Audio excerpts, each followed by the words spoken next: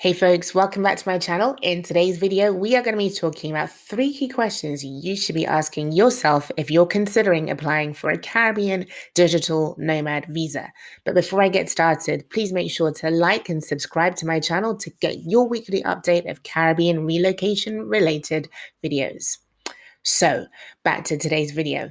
First question you should be asking yourself is, do you really need a digital nomad visa?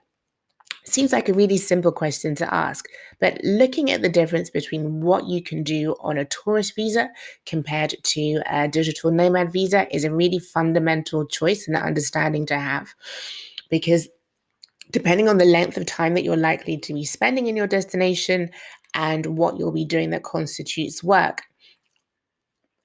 I don't really know how to put it into words, but a digital nomad visa might not be necessary. Now, I am very pro-Caribbean and all for islands finding ways to make more money.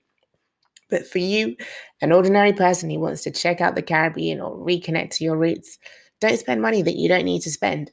If you're likely to be there just for a couple of months, all of the work that you're doing is going to be online, saving thousands of pounds in not having to fork out for a visa might definitely be worth considering.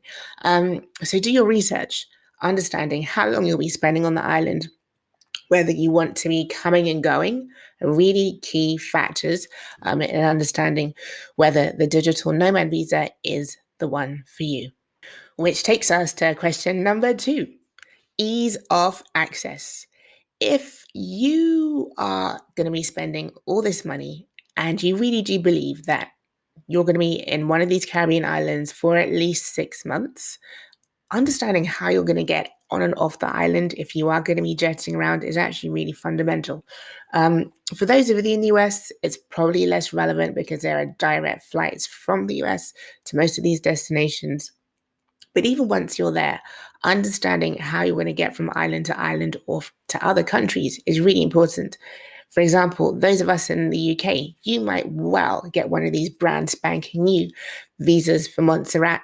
But how on earth are you going to get around? There are no direct flights from London. You'll have to go via Antigua, and just really mapping out what your time on these islands are going to look like is going to help you work backwards to picking the visa that's correct for you. So do your research, especially on the ease of access. Check out those flight destinations. Check out what inter-island ferry options you have, because there's going to be nothing worse than spending all this time and money to get there and realize actually you're a lot more stuck than you ideally would have wanted to be. So that's tip number 2.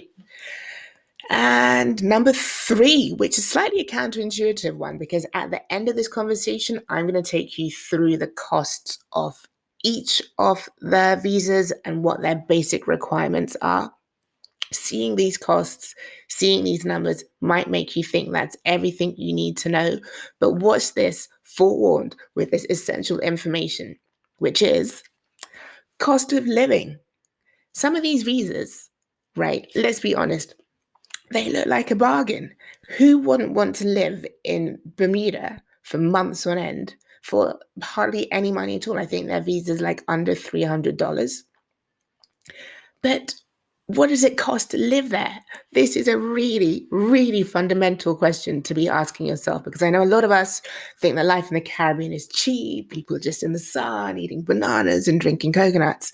But actually, the Caribbean can be hella expensive, and really taking the time to get your head around like what your day-to-day costs are going to look like is fundamental.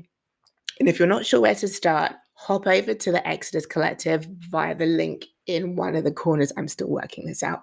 But there you will find a link to a breakdown of the average cost that you're likely to cover when you're living on the island.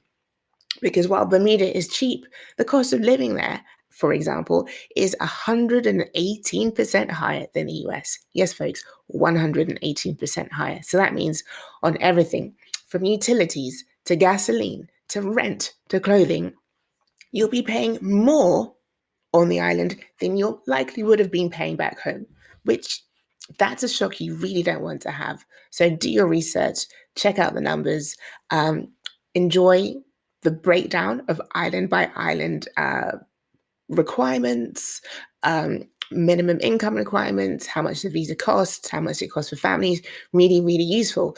But take all of this information, all of the beautiful pictures with a pinch of salt of understanding, do you really need a visa?